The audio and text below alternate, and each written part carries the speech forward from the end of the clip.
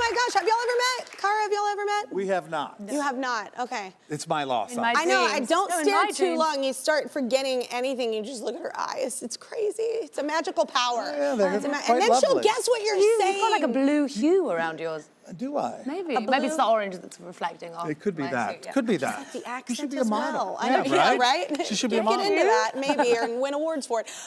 So are you amazed with how much, I mean, people still love The Notebook. They still talk, it's just one of the most gigantic love stories of all. Did you have an inkling that like this is gonna connect when you were writing it? It's hard to say, I guess, now, but. You know, when I was writing it, I thought it had a chance. It was funny, you know, it was a story originally inspired by my wife at the time, Kathy, her grandparents. And, you know, I remember seeing how much they cared for each other toward the end of their life, and it was a story that moved me. And as I'm there typing, I was trying to, you know, I hoped people would get it, but one never knows, right? You don't, yeah. I had no agent. I knew nothing about publishing at the time. I was working. Yeah, I was working full time. And then we had a young baby at the time who didn't sleep well, so I had time in the evening to write since Kathy would go to sleep, and so I wrote The Notebook in my spare time. In your spare time, just wrote The Notebook, it's fine. So have you ever wanted to do anything besides writing? Is there any other like vocation or hobby that you love? Yeah, well, sure, you have what you think about when you're a kid, right? You'll be an astronaut. I thought that would be pretty neat to be an astronaut. Hell yeah, that's cool. And there was a time I wanted to be like an Olympic gold medalist or a famous athlete. I thought that would be a pretty good thing. I'm like, you dream big. And then, yeah, but I didn't have the talent on the one hand, and you know, the whole science thing on the other didn't work out. So it's hard to tell. You know, I started writing. I think I wrote my first novel at 19. So and then it was never published. Wrote a second one at 22. It was never published. See, that's good for writers to hear, I think, because I think people think everything is an overnight success, and it's not. You do have to grind a bit. Like even if people don't see that and they only see you when you start. I would agree. I mean, you have to learn your craft, right? Yeah. And so did that, and then when I was 28, I wrote The Notebook. But the neat thing about those first two that were never published was that when I went into writing The Notebook, I knew I would finish. You know, that was never a question the only question I had was whether I could make the story good. And I had all the time in the world. Well, I had no deadline. Thanks, right? People liked it. Yeah. People like many of them. But your latest book is set in the world of music, which we love. Yeah. So why did you choose that? Oh, there's a few reasons. One was I was always interested in the idea that falling in love is a little bit like creating the perfect song.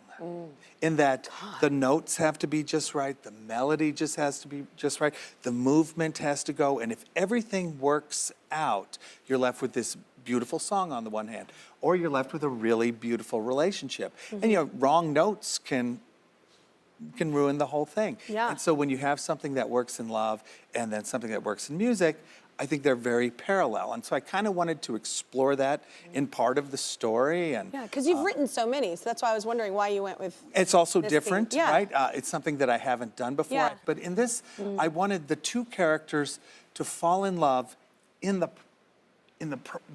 process of creating music. They literally write a song together called Dreamland. Because I think sometimes when you write a song with someone, it's like making a baby. It's Again, right. we've got to stop talking about that. I know, I think someone wants a baby. I'm like, she's like talks about making some babies over here. No, but it is. It's such a vulnerable place. Funny enough, I'm not good at sitting in a room and writing with people. I'm not good at that. I'm good at like doing it on my own. On your own. Yeah, like if you see my name on it, I've really just done lyrics, usually melody on my own, like, because I'm not really open. It's a very... Lyrics I write by myself always, but melody I need someone to go, stop adding things, because I'm constantly like, get the now.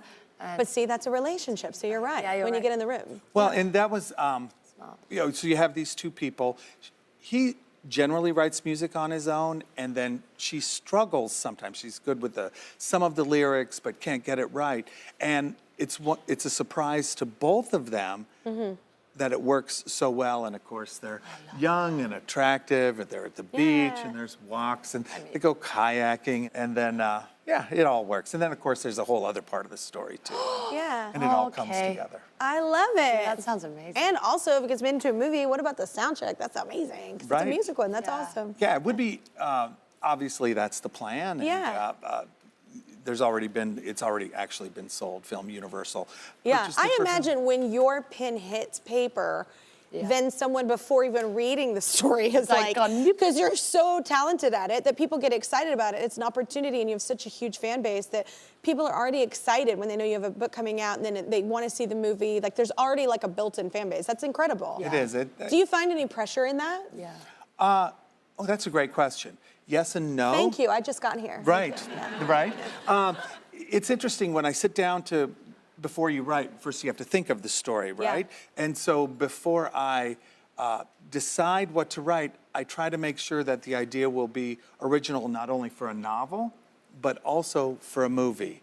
Because I know that it might, so it's got to meet both of those. So I throw stories away that I say, well, it would be original as a book, but not as a film. And that's happened. And the best way to understand that, and it's not what I've ever done, but let's say I would never write a novel with a love story based on the Titanic. Right. Yeah. Right? It probably didn't end well. Well, it probably didn't, but certainly there's not a They book like didn't that, make but it. everyone remembers the film. So if I did anything similar, it just wouldn't be original. So lots of ideas get Do you have to thrown kind of away. relinquish control when it comes to becoming a movie a little bit? Not like let go of kind of the outcome of what you may imagine in your head. You entrust it to someone. That's a very sweet way of saying, of course you relinquish. And they You bought have it. to, but you're like, I don't, I You want literally it. sign a contract But that at says this they point, can though, do you get to anything. probably pick and choose. So that's kind of Right. awesome. It is, and usually I work with people. In fact, always I work with people who liked the story in the novel, So that's and what- so they Yeah. and my goal then at that point is to just have the best film that you can because the novel's already done. Yeah. And so even if that has some changes from the book to make the film better, I'm generally okay with it. Interestingly enough, I don't know if you do this, but when I write music, I see a movie playing out. Like Oh, I image, there's so, interesting. much So visual, imagery. yeah. I can't not do it. Like imagery always naturally happens whenever it's like mini videos in my head. Interesting. Yeah. Well, Nicholas Sparks' latest novel is called Dreamland, everybody, and it is out now.